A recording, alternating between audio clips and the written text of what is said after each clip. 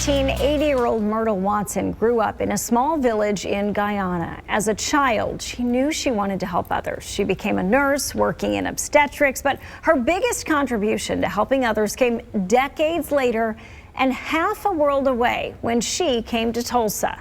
Fox 23 weekend anchor Sunny Lee is live in the studio with today's good news. Yeah, Michelle, Myrtle Watson was once a volunteer at a home for pregnant teens, but that home closed.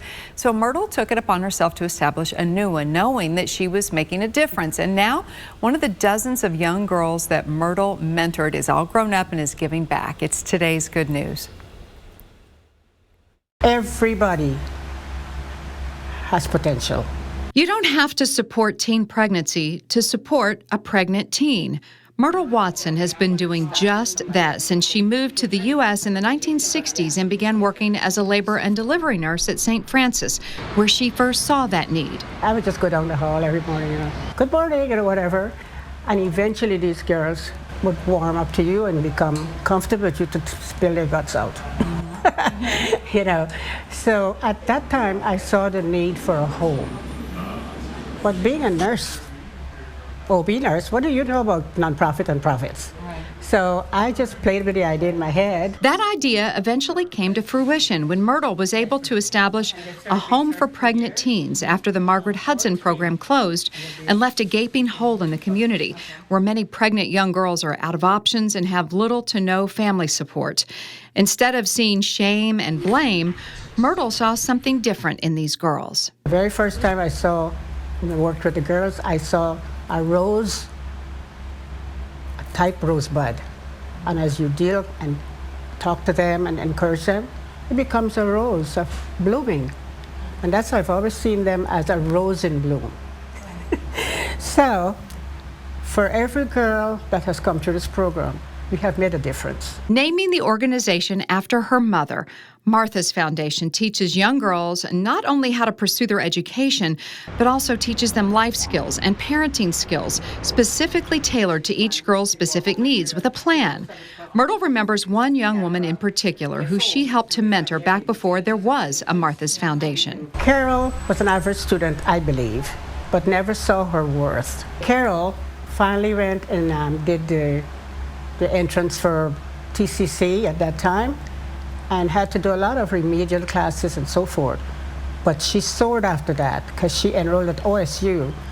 And when you interview her, I would like her to tell you all the degrees she has. Okay. It would blow your brains. Oh, really? And in a wonderful twist of fate and full circle moment, Carol Saylor, that former pregnant teen, has just accepted the role as the new board president of Martha's Foundation. Miss Myrtle was my nurse, and she was like literally just the first person that loved me, that wasn't like a family member, didn't have like some kind of benefit to helping me. And so, she like taught me how to like take care of my baby and what that looked like and how to take care of myself. But probably the biggest thing is going to college, because I was like, I'm not smart enough for college, like I'm not very good at math. It turns out that with encouragement and support, Carol was smart enough for college. In fact, about all those degrees, I got a biotechnology degree from Tulsa Community College, and then I got a full ride scholarship from that to OSU, and I got a bachelor's degree in microbiology and biological sciences. And then I did a naturopathic doctorate program after that, and I've done functional nutrition, and I'm a master herbalist and massage therapy. And for Carol, taking on the role of board president for Martha's Foundation all these years later is her way of giving back.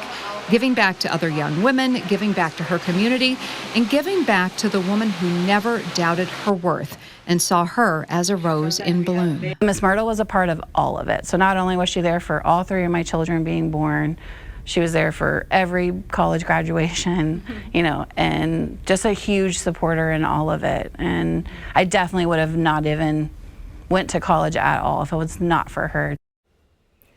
And Martha's Foundation is having an anniversary celebration. It is Saturday from 10 to noon at Rudisill Library. They're having a special guest speaker, journalist and author Rick Martin. You can find links with more information about this event and more about how to support Martha's Foundation in this story on fox23.com.